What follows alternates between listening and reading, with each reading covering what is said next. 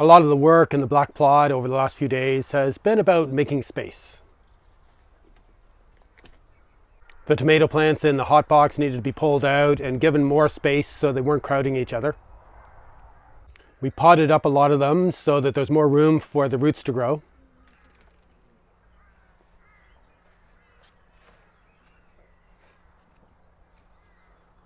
And we're clearing out the areas where there was quick rotation, fast-growing spring crops in the polytunnel so that there's space for some of these tomato plants to be transplanted into the ground right away.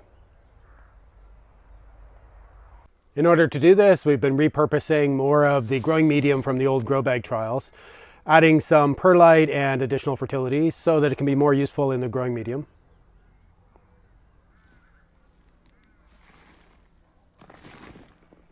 To help with this process, an old sieve was adapted with a second screen and a vibrating motor installed to speed up the process of breaking up this growing medium. And it's really useful for sieving the compost that we're using to amend the soil as we transplant in the tomatoes and other plants into the polytunnel.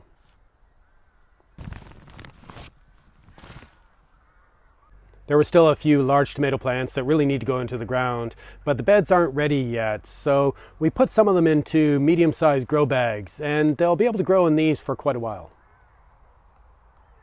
And now that the tomatoes have been moved out of the heated propagation space, we can use this space for the aubergine and pepper plants that have been a little bit crowded under the lights in the house. Of course, there was regular watering and some weeding and more harvesting, moving into a different phase of the season with more root vegetables available.